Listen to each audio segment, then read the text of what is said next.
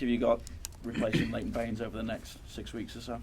Well, it's, as we all know, it's one of the best left backs in world football, never mind in our squad. So he's a player that we don't want to lose, and we don't want to have him unavailable. But the reality is that as a football team, you always need to be able to cope with suspensions and injuries, and that opens an opportunity for another player. And I'm excited. I'm looking forward to see how we cope with that. Obviously, Leighton now is a little bit too early to know how long he's going to be out. It will be a big risk with this type of injury. Knowing his character, I think whatever the medical department tells us is going to be a little bit earlier than that. But I'm excited to see how we can cope with that injury, because the measure of a team that it can be successful is down to how well you can cope with those moments that you lose players through injuries and suspensions, and that's a period now that we need to look forward to.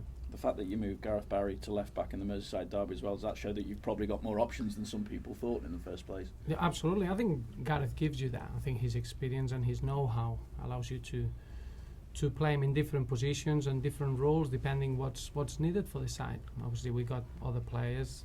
As you know, Tony Hibbert is a fullback that he can play in both flanks. John Stones is someone that he can do that job really well. You got Brian Oviedo that is been working really well. So the options are there, and it all depends a little bit on how the players are performing in training, really. And is Alcaraz ready as well now? Well, he is ready now. We had a behind closed doors friendly earlier in the week, and he came through that really well, and I'm very pleased how he is. Now he's just measuring his match fitness and being able to give him the time that he needs to pick up the pace of the league more than anything. So he's fully fit, anxious to come back and anxious to help the team, which is a very positive note. Will he be involved with the squad this weekend? Hard to tell. I would say that it'll be important that he's fully fit for the Christmas period. I think it's such a busy period that we're going to need everyone, and Antolin needs to be ready. What I'm not going to do is push him too early after the long spell that he had to endure on the sidelines. With the injuries that you have, is it vital that you add to the squad in January? Not really. I think we want to add if the right player and the right character comes available, but it's not a real need. What's important is that that after the transfer window in January, we are again stronger than when the window opens, and that will always be our focus. I'm delighted with the players that we have got at the club. Yes, we got a couple of injuries, long-term injuries with Aruna Kone and Darren Gibson especially, but overall I'm very pleased with the squad. With that in mind though as well, Jelavic has been linked with moves away again. What would you say the situation is there? Well, it doesn't surprise me, because obviously Niki Jelavic is a terrific player to have. He's a goal scorer. You don't get goal scorers easily in the game. So obviously he's a player that, because Croatia has qualified in the World Cup, you can imagine that he's a player that he wants to be fresh, and he's a player that he wants to be ready for the World Cup. And from our point of view, I think Niki is very important to stay with us and be ready to help the team whenever the opportunity arises, that it could be very soon. Just looking ahead to the game though, how difficult or how different a test is it to the one that you faced last week in the Merseyside derby? Really different. I think the Merseyside derby is only you only face it once at home and once away, and all the other games are very different. But you could say that about every game that you play in this competition. I think the Barclays Premier League is unique because you facing different styles, different types of opposition, different types of football, and you need to be ready to adapt to them. I think we see it as a home game at the back of 3 very good performances, or a very good performance against Liverpool. But we only add 1 point, and we need to carry on adding points in a consistent basis and try to get wins. Stoke in the same manner, they've been unbeaten now for 5 games. They got through in the cup, so probably this is their best moment of the season. They had 2 away games where they showed a really resilient side of their play, as well as as a team that they can hurt you in many different ways. So we're not taking Stoke lightly. We know it's going to be a real tough challenge, but we're playing at home and we're really looking forward to it. Do you think your points total is a fair reflection on how you've performed this season? I think you just when you look at the points tally, you need to play up against everyone, and you need to do that during the season and look back to it. I do think that all the points that we had this season, they've been well deserved. It's not one of those situations that we had fortunate points. It's the opposite. I think we've been performing really well in certain games that probably we end up with a draw, and that's where we are. We're looking forward to trying to get those draws into 3 points and making sure that we come stronger as the season goes on, which is I do feel that that's going to be the case. Looking at the quality of the team and how quickly we're taking things in. And your former chairman has described you as the best manager in the world. What do you make of that? Has he? He has, yeah. I always felt he had a great knowledge. He said he was surprised United didn't come in for you as well. Right. Well, you'll have to ask him, but I always felt he had a good knowledge of the game. Talk of a new deal for Tony Hibbert. Is that in the offing? Is anything happening there? Well, you know Tony and Leon Osman. I think they are unique characters. They are those sort of players that they are more than players. They represent a football club. They give direction to the new players that are coming in, to the youngsters, to the foreigners. So obviously, Tony is someone that I want to have at the club for as long as we can. Obviously, another aspect is to be able to see how he is after the injury. All he wants now is focusing on his fitness, fight to earn a place in the team, and that's where we are. I don't think it's the moment to look any further than that. Is a gem of a person, is a special footballer to have at the football club, and we'll always keep that in our measurement every time we speak about Tony. Just one final thing for me, it's obviously away from the game. There's the big story breaking about match fixing. We know it's nothing to do, or not involving the Premier League, but how important that we stamp this out for the integrity of the game. Yeah, no, there's no grey area. There's no space for that. And I think if you can, sometimes it's difficult to find out and get probably a face behind it, but we need to eradicate. There's no space in the integrity of our competition or our game. Especially in the British leagues, there's no space for that. We should be very strong about it. Just a few for me. With Leighton obviously being out for however long of time it is now a good time maybe to talk contracts with him or not? No. I think the injury doesn't change anything. All our plans, they've always been in the same way. We want to have Leighton for the long term, and that will never change. The injury now is a setback, as you could imagine, but in the same way we're going to use it to regenerate him, to give him a little bit of a breather. He's been playing week in, week out. He's been having a lot of big demands with the international duties as well. So it's a period that we're going to use in our favour, but in terms of contractual situations, that will never change what our thoughts were and what our strategy has been behind the scenes.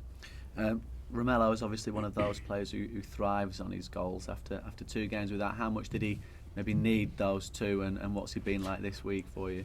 Well, he's such an intelligent person. I think when I say intelligent is that he always knows how to behave in every single situation, and yes, he needs to score goals because that's himself, but he's been very level-headed through every single situation that he had at the club so far. It was great to see him scoring goals, but I was probably more pleased in the manner that he worked hard for the team. I thought he was a real trigger for us in the way that we stopped Liverpool from playing, and he deserves huge credit for that. I think he's developing really strong relationships with other players and strong partnerships on the pitch, and you can see Romelu that he's growing as a footballer week by week, and if he scores goals is for everyone to be happy, but I measure Romelu's performance a bit further than just scoring or not scoring. You keep being linked with Clint Dempsey, a possible chance for him to come on loan in the January window. Is there anything in that? Well, there are.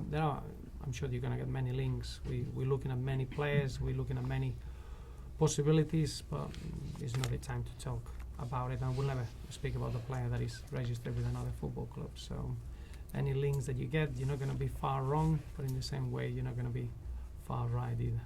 A nice little gap between you and the bottom half of the table. Now, how important is it, certainly in this next week, which is a big week for a lot of clubs, to make sure that that top frame stays well within you as well? I think you need to be careful this season because this table is quite unique. I don't think we've never seen it after 12 games to be that tight, and having one team that probably is top of the league and it's got a little bit of a difference. Then you got a really tight group of many teams. We've never seen that before. I think we're looking at internally. It's been a very good start of the season in terms of the points tally that we have now compared to other seasons. At Everton is good, but in the same manner, I think it's choose the reward that we deserve, and I don't think it was anything out of the norm. So what we want to do is try to work a little bit harder and try to get even a better average in the next 15 games and make sure that we get into the final third of the season with the biggest possible number of points without looking around this, without looking at the table, because we need to push ourselves to fulfill the potential, and that's what we're looking at. Then in the final third, we'll look what's around and what's the aim for us to fight for. But clearly now the focus goes internally because I don't think we've reached our full potential.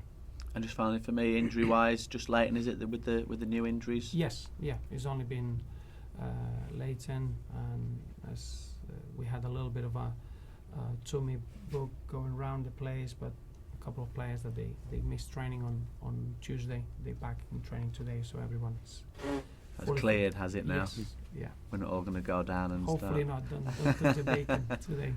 Thank you. Roberto, Stoke are a side to themselves who have gone through changes in the summer and changing the way they play. I mean, how long does that take really? How long a bigger process is it, and how long does it take to get you set aside to somewhere where it's effective enough to get results? Well, it's very interesting. I think it's always been a very exciting point. Any changes in style of play and in way that you want to win football games is going to take time. It depends on how quickly you can get positive results, how the nature of the players, how open the players are in trying to buy into those ideas. I think Stoke are starting to show that they're starting to be very good in what they're trying to do. I think when you've been unbeaten for the time that they have now, it shows that everything is clicking together. But I think Stoke, obviously Mark Hughes is a very experienced manager at this level, and that allows you to have teams that they're going to compete, whichever style they play. And I think they kept good things from what the team was good in previous seasons, and that makes them a really a strong side that they can hurt you in many different ways, because I don't think they've lost anything. What they're trying to do is adding things and trying to be a bit more expansive and controlling games a bit more. So it's impossible to answer your question. I think only time will tell. But I do feel that Stoke, they haven't made a radical change. What they're doing is they're adapting to a new style of play, and that means that whenever you face a Stoke, you're going to be in for a big game. Just going back to the derby, that substitution you made when Leighton had to come off and Gareth went left back, what does that say about your mentality and the way you're thinking about games? Well, we always want to win, and that will never change. It doesn't matter. I've got a huge belief with the squad, and I know that we can always score goals, and that's something that we need to change our mentality. It doesn't matter who you're playing against. I feel that the team is ready now to score goals against anyone, and the players know that. They know how to adapt. They know how to be well balanced, and that's going to be always the mentality. I always feel that if we are capable of scoring goals and controlling games, we'll always be successful at the end of 10-month competition. That's the way I see it. But the team is ready to be able to make those sort of changes. They are brave changes, but they are controlled changes. And I thought against Liverpool, we showed that bravery, but in the same manner it was a controlled bravery that it gave us a real attacking threat that all the fans enjoyed, but it gave us a very good level of performance, and that's what pleases me. Do you think the players appreciate that? Not appreciate that, but you know that you when that happens, you're not putting on a defender, you're looking at an attacking option. Do you think the players sort of relish that thought that we are going to go for it rather than just? Well, I think the most important aspect is that the players don't get shocked by it, because we work in a certain way that the players are ready for it and they understand it, and everyone is aware of what's expected of each individual to make the team balanced, because it's important that you are well balanced whatever the change is, and I think that mentality has been there since day one. I think it's important that when the players come on, they make an impact into the game, because that means that they are ready, that they are in a position that they can help the team. And if you look throughout this season, every substitution has been of players that they coming on, they give you something different, but they're ready to help the team. And when you've got that, I think the players got a real belief in whatever change is going to be made, and I felt that way. And what have you made of Gerard's progress? Quicker than I expected. I must admit that obviously his talent is for everyone to see. Is an exciting footballer. When you see him on the ball, you know that something's going to happen. I think adapting to the British style and the physicality of the league, that was always going to be the case, that it would take a few months, and I never expected Gerard to be ready to play in the league until January, February. So we're talking about a player that already has been playing big chunks of games and having big impacts in the league. It was a shame that we were knocked out in the Capital One Cup, because I did feel that was a perfect introduction for Gerard into the British game, but it surprises all, and I think he's starting to get frustrated not to start games, which is a fantastic sign. How does that, just finally for me, how does that work with Barcelona? You obviously got him on loan, and you said you didn't think to be ready in the league until January, but what do you tell them when you pick a player up like that on loan? Do you give them an idea of how it plans out in your head? Well, I think it's important that when you got a player on loan, you got a good relationship with the parent club, and they need to know what's the process and what's the thinking behind the development of the player. I think every loan is different, and players that they've been playing in this league, they can adapt straight away. I think the different approach is when you bring a young player that is never played in this league, and that takes a process and a period of adaptation. From the beginning, we were aware of that. Barcelona were very, very pleased with that. They felt that was what the player needed. They think so highly of Gerard that obviously they're prepared to accept whatever is needed for him to flourish and become the player that we all know he can be. But it's fair to say that Gerard has exceeded my expectations in terms of how quickly he's adapted, and he's become someone very important to the side. And now the next few months are exciting for everyone. We all want to see Gerard enjoying his football and seeing the player that we all know he can be. Are there ongoing discussions between you and Barcelona about his progress, or do they just leave you to it? No, we're still in contact. Obviously, we speak with them 3 times a season, and that's a good way of not being talking too much. That sometimes it can take you into nowhere, or not having the relationship. I think is a good relationship, and is something that they're pleased with it, and we're delighted with it.